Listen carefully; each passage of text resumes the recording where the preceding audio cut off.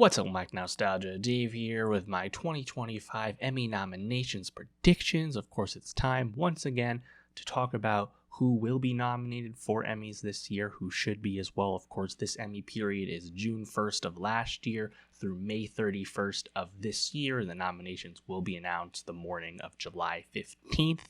So it's that time. I believe voting has since closed, so it's time to really think about where we're at. And honestly, it's a pretty stacked year with TV, especially on the comedy and drama fronts. Limited series less so this year, but it's an impressive batch of talent. There's going to be some big shows, some well-liked shows that are not going to be nominated, and of course the continuing conflict that we find with the Emmys is the diversity of nominations, specifically how many shows will get nominated. In recent years, there's been an unfortunate trend of a smaller sect of shows getting lots of nominations, particularly on acting nominations. Remember, of course, the White Lotus season 2, its seemingly entire cast was nominated, and it's nothing against all those people nominated, but I think a spreading of the wealth, it just serves everyone better for the Emmys, given the breadth of good television we continue to get, even in this,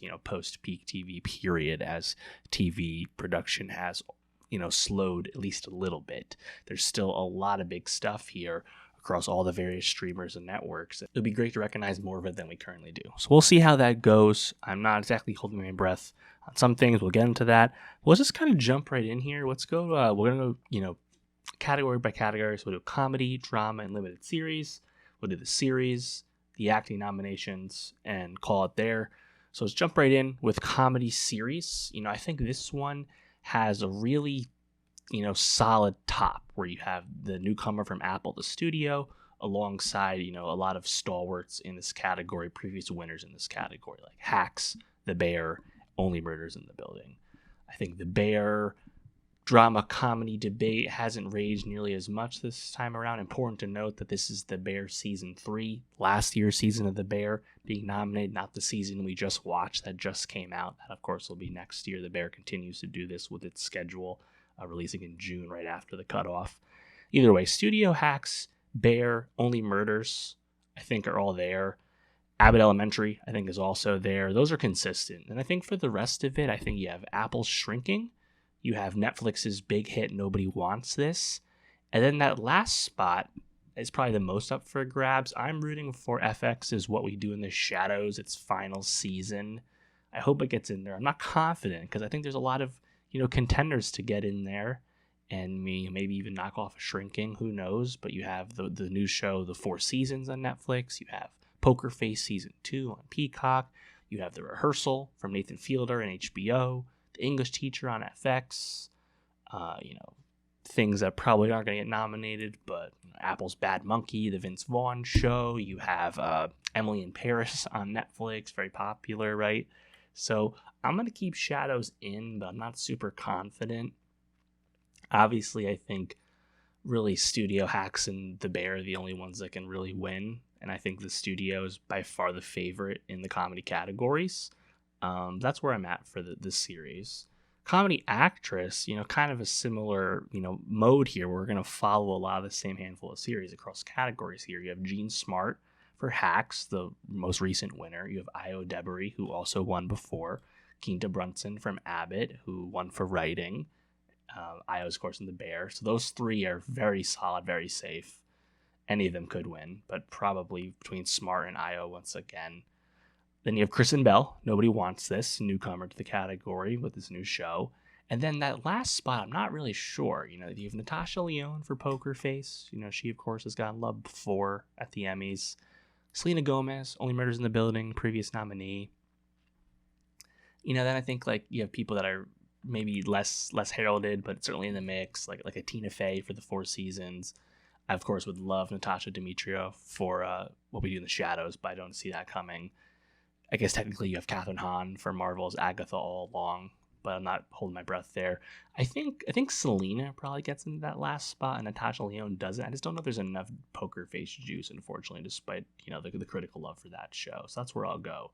Comedy actor, Seth Rogen for the studio has to be the favorite. Of course, Jeremy Allen White is also here, who has won the previous 2 times he's been up for the role. You also have Martin Short for Only Murders, Steve Martin for Only Murders, Jason Segel for Shrinking, Adam Brody for Nobody Wants This, Nathan Fielder for The Rehearsal. I think it's Rogan, Jeremy Allen White, Jason Segel, Adam Brody. And that last spot, is it going to be just one of the Only Murders people? If so, probably Short. I just don't know who else would take the spot away, right? You have Brian Jordan Alvarez from The English Teacher. Of course, you have the people from Shadows again, Matt Berry, Kevin Novak. I would love Matt Berry to get in. Don't see it coming. Steve Carell, 4 Seasons, probably not. Obviously, he's a comedy legend at the Emmys for The Office, but don't see it. So I think it's probably going to be Short. Same way I kind of have, Selena in there to end the category, but who knows? Maybe we'll be surprised here. And then Comedy Supporting Actress, again, kind of a similar top where you have Hannah Einbinder and from Hacks and Liza Colin-Zayas from The Bear. Liza won last year. Catherine O'Hara for The Studio, very safe, I feel. And then you have, previous nominees. One of them won a few years ago. I believe it was Cheryl Lee Ralph for Abbott won alongside her co-star Janelle James. Could someone get nominated in one of their places? Those last 2 spots, it's possible. I'm not sure if there's anyone who's really jumped out to take that spot. You have Jessica Williams for Shrinking. You have Catherine Hahn for The Studio. Meryl Streep, a newcomer to Only Murders. You have Abby Elliott from The Bear with an increasing sized role. Kirsten Shaw from What We Do in the Shadows. Got to shout her out. Don't see it coming. I would not be shocked if Catherine Hahn gets in here and Studio just gets a ton of nominations given recent Emmy trends. And Studio's obviously a show about Hollywood, set in Hollywood, filmed in Hollywood, lots of guest stars. Great show. Very awards friendly. Would not be shocked if it's Hahn. And I think that's what I'll go with, knocking out Janelle James, and Cheryl Lee Ralph will still be there. And then, comedy supporting actor. The overwhelming favorite, again, of course, is Evan Moss-Baccarat for The Bear. He'll be there. You also have Ike Barinholtz for The Studio. He will certainly be there. I think perhaps he could win. I wouldn't rule it out necessarily. Paula W. Downs from Hacks feels pretty safe. He's been there before. Harrison Ford for Shrinking. And then Tyler James Williams for Abbott, who's been there before. Other people in the mix, Bowen Yang, previous nominee for SNL, of course. I would not rule out Coleman Domingo for The 4 Seasons just because he's such an awards darling, particularly at the Oscars, so it's plausible. Brett Goldstein for Shrinking, of course, previous winner for Ted Lasso. Tim Simons with Nobody Wants This, previously recognized for Veep. Lionel Boyce for The Bear, certainly still there. Would not rule him out either. This was a tough one. I'm almost leaning Lionel Boyce getting in there in place of Tyler James Williams, but I'm not really sure. I'll go with that. But another one where the last spot or two is a little hard to predict, which I guess makes it kind of fun. Then guest actors. I don't have any a full field here, but Jamie Lee Curtis will certainly be there for The Bear once again.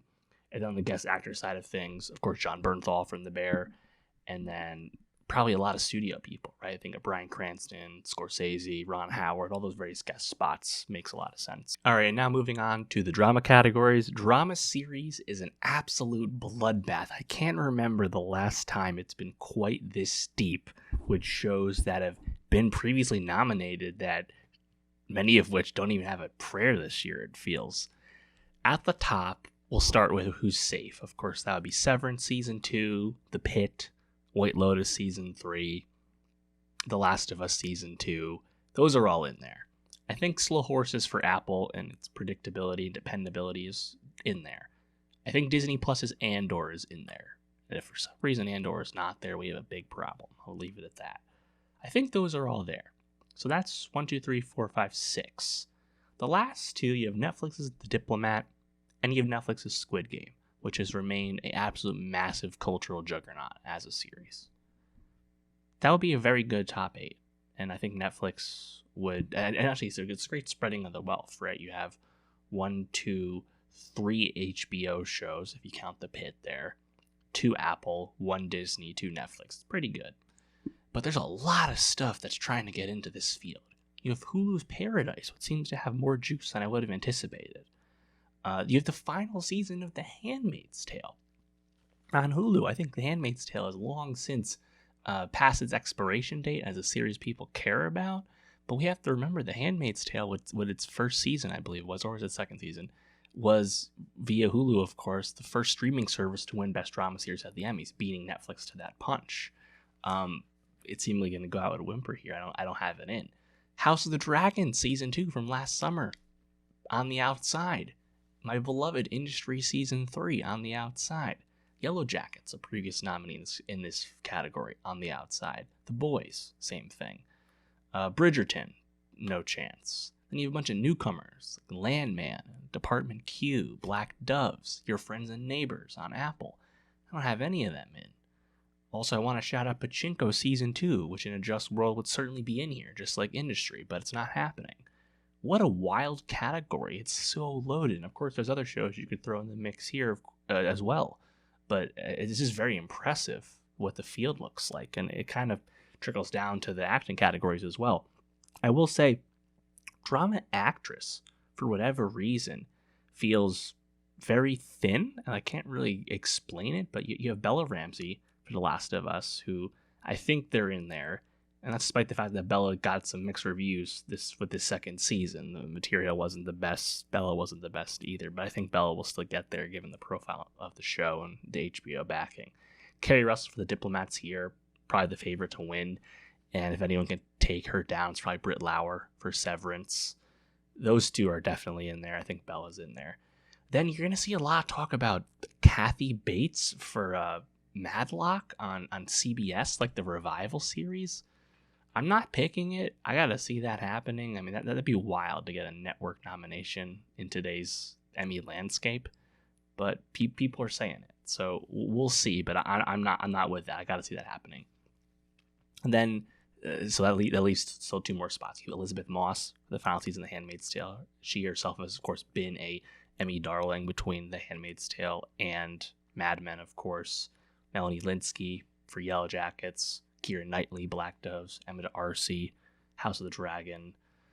Marissa Bella, Industry. Minha Kim, Pachinko. Zoe Saldana for Lioness.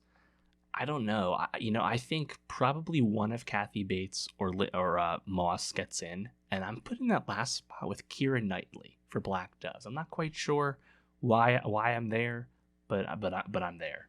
But as you can tell, it's a thinner field than you would expect given all the shows in the mix here. Drama actor, looking better. You have Noah Wyle for The Pit and Adam Scott for Severance. I think those two are duking it out to decide who wins that category. Very, very, very great at the top. Gary Oldman, dependable for Slow Horses. Pedro Pascal, The Last of Us. Of course, he's everywhere. I think those 4 are very safely in. The last spot, is it Sterling K. Brown for Paradise? Does Paradise have a moment? Sterling himself, of course, has been an Emmy darling with This Is Us in the past. Is it Diego Luna? That'd be my pick for Andor. You also have Lee Jung-jae for Squid Game, who of course won this category for season 1 a few years back. John Hamm's return to a leading role with Your Friends and Neighbors. I, of course, would love to see Anthony Starr for The Boys get nominated for his role as Homelander, but that's not going to happen. I want to have Diego Luna in. I don't know if I see it, I feel bad saying that. I'm going to do it. I'm going to say Diego Luna in, Sterling K. Brown out. But I would not rule out Lee Jung-jae as well. Drama supporting actress, we have Carrie Coon for The White Lotus, Parker Posey for The White Lotus, Allison Janney for The Diplomat. Those 3 I think are all very safe. All of them, or particularly Coon and Janney, are awards darlings historically with their careers. And then this is the category that seems most likely to have like the Emmy overdose on one show. Amy Lou Wood for White Lotus, Natasha Rothwell for The White Lotus. This category can't be 4 women from the same show. That's just not right. And even though I think both of them are great, Amy Lou Wood I think really turned a lot of heads with this coming off Sex Education. A lot more people saw her in White Lotus. People are in. I don't know. What I want to see, Catherine Lanasa from The Pit, Nurse Dana. That needs to happen. Other than that, Patricia Arquette for Severance. I mean, she doesn't have a whole lot to really do in Severance season 2, but Severance will probably be very strong, down the line with nominations. So I would not rule that out. People that I think have less of a chance: Leslie Bibb, another White Lotus option; Isabella Merced for The Last of Us, Olivia Cook for House of the Dragon, which I would love to see, Denise Gow for Andor, Olivia Munn and Amanda Peet from Your Friends and Neighbors. I gotta shout out Elizabeth Dulau, who plays Clea on Andor, absolutely spectacular as a newcomer.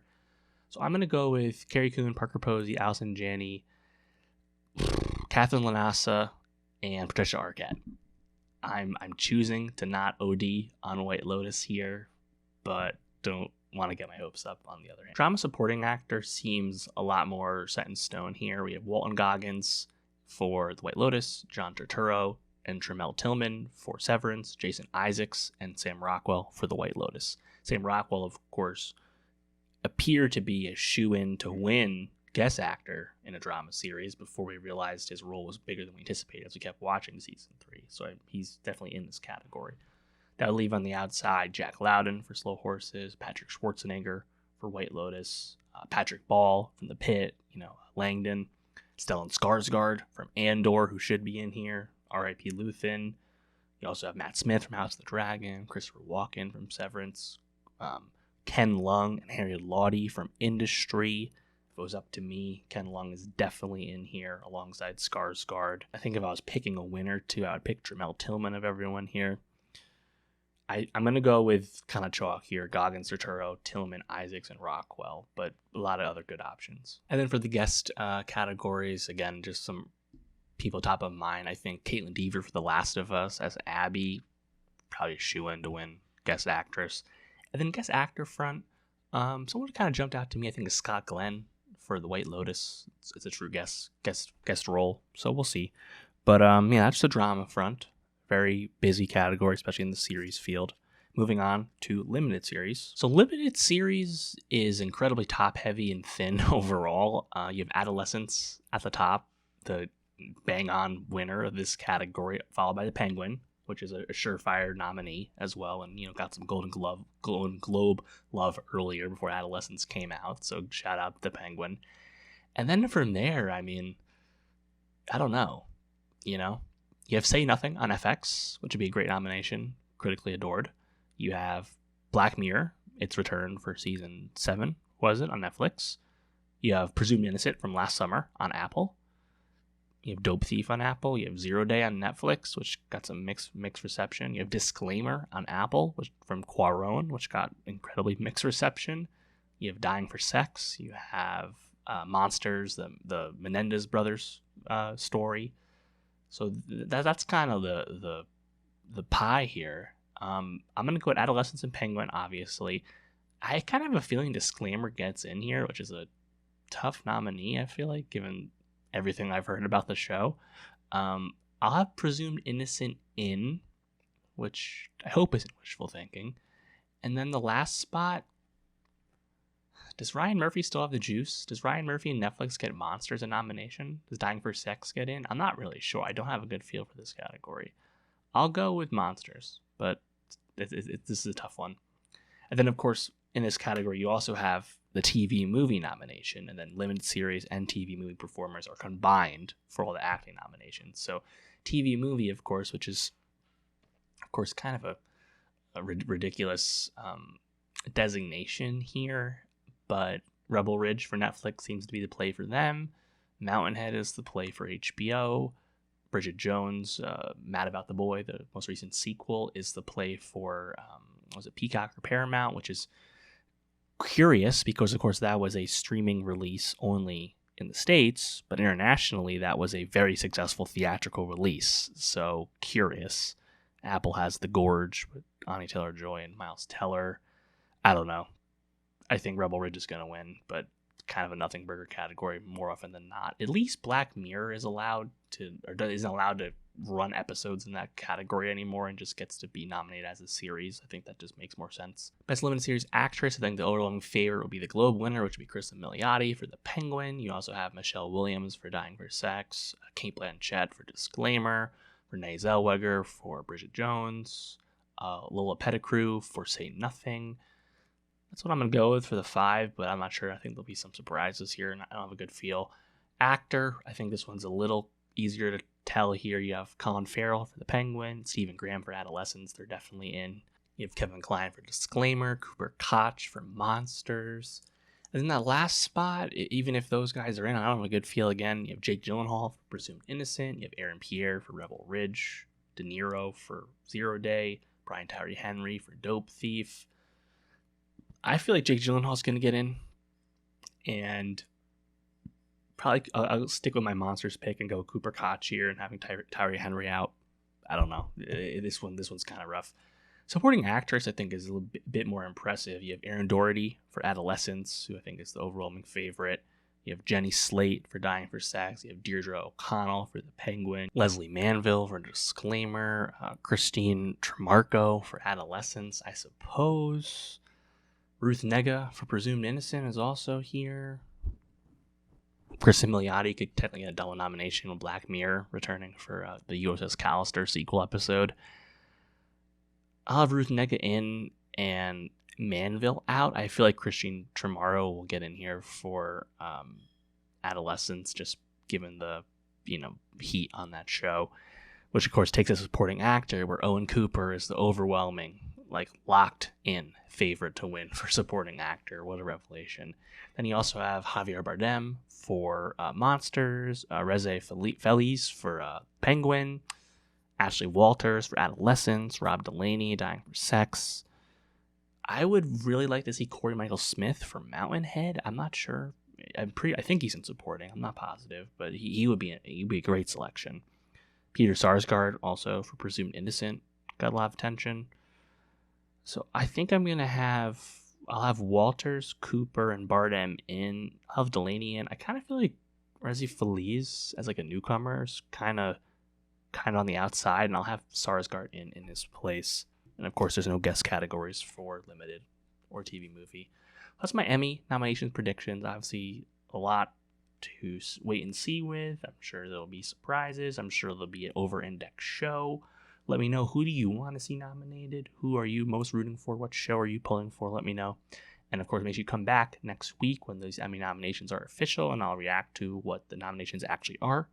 And for more awards predictions as well as TV reviews, subscribe. And I'll see you next time.